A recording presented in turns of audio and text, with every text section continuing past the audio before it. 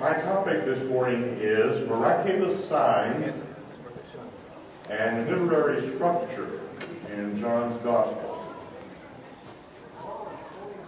Yesterday we examined the literary purpose of the last discourse found in John 13 to 17. We propose that the discourse should be viewed as an encomium whose aim is evangelistic. The closest analog that I know of in Greek literature is the Platonic dialogue called the Phaedo. But we have not yet said enough about the literary milieu into which John sent his gospel.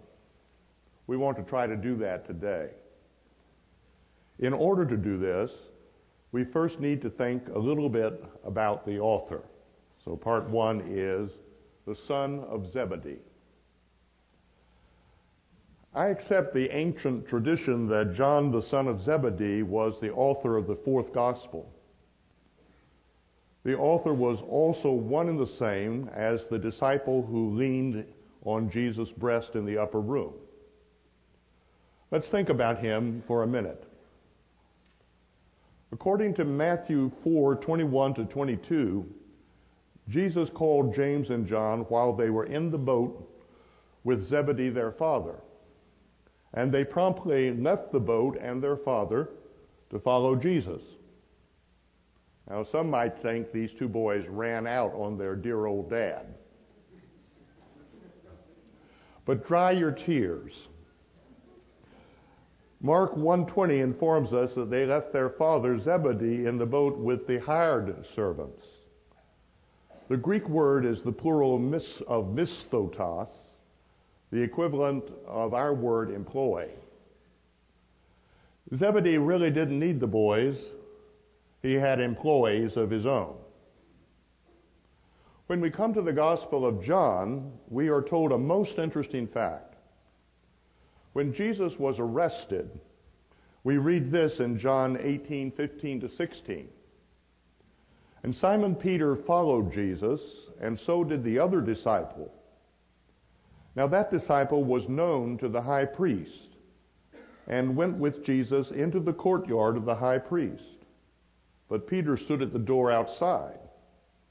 Then the other disciple, who was known to the high priest, went out and spoke to her who kept the door, and brought Peter in. In all probability, the other disciple is the author. But what is this? The son of an obscure Galilean fisherman is known to the high priest. He is so familiar with the servants that he talks one of them into letting Peter into the courtyard. What's going on here? Here's my suggestion. Zebedee was not a backwoods yokel from the sticks up in Galilee. On the contrary, I suggest, he was a successful entrepreneur who is in the fish business. He had ships that worked for him on the Sea of Galilee, including Peter and Andrew's ship.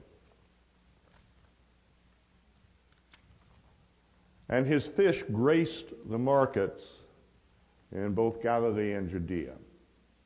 I further suggest that he was a resident of Jerusalem, and that his wealth permitted him to move in the best social circles. In his classic book, Jerusalem in the Time of Jesus, Joachim Jeremias observes, quote, "From time immemorial, Jerusalem had attracted the wealth of the nation, merchants, landowners, tax farmers, bankers, and men of private means.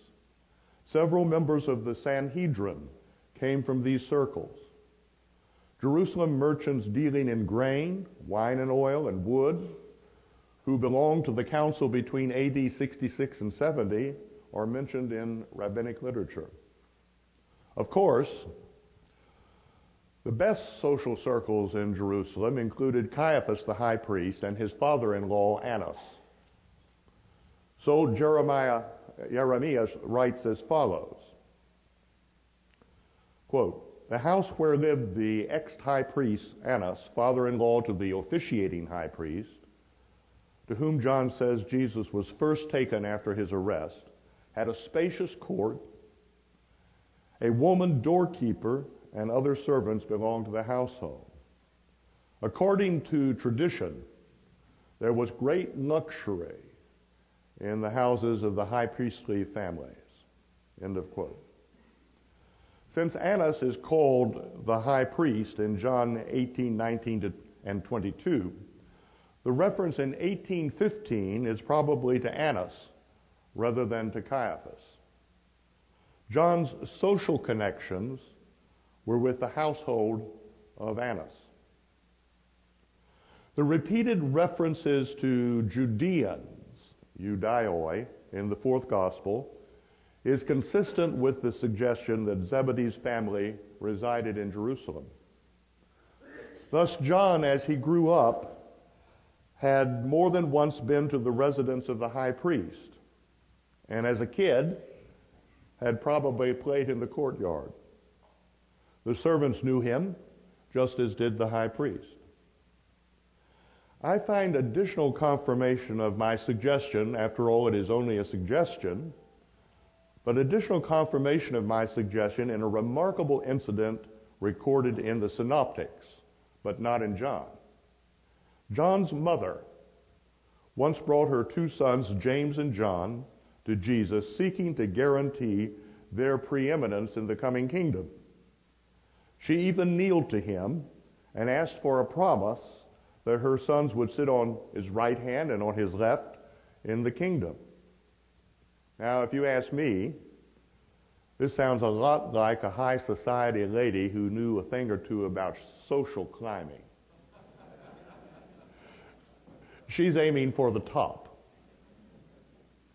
If my hypothesis is correct, it is extremely likely that before Zebedee allowed his sons to get involved in his fishing business, he saw to it that they got an education. To do this, he might well have hired tutors. Or he might have sent his sons to join other children from well-to-do families in private schooling sessions. It is not too far-fetched to suggest that John might have attended a small school conducted by a grammaticus in the high priest's own household. A grammaticus was a teacher of language and literature. Gaius Octavius had one long before anyone knew that he was to become the Emperor Augustus. Or perhaps Zebedee hired tutors for James and John. Philip of Macedon had done that for his son Alexander. And one of the three tutors he employed was a pretty fair tutor. His name was Aristotle. Of course, any tutor worth his salt would have introduced Zebedee's boys to classical Greek literature. The chances are excellent that they did reading in Homer, in Plato, in Aristotle, maybe also in Xenophon and Aristophanes and so on. Training in rhetoric and in philosophy would have been part of such an upper-class education. We have no reason to suppose that when John wrote the fourth gospel, he was reaching way over his head in trying to reach a literate audience. That doesn't make sense. When John, the son of Zebedee, began to follow the Lord, I think he had already received a neat education. Jesus planned to use all of that in the years that lay ahead. I pause to say this, that after I had completed the basic manuscript of this paper, I encountered a book by Richard Balcom, published last year, 2007, and he holds the view that the John who rested on Jesus' bosom at the Last Supper was a resident of Jerusalem, that he was in fact the host at the Last Supper, and that accounts for his position at the table and Jesus next to him as the guest of honor. And obviously he believes that he came from a well-to-do family. Only problem with Balcom's view is that he draws a distinction between the John who lay on Jesus' bosom and the son of Zebedee. If we drop that distinction, his view is the same as my own.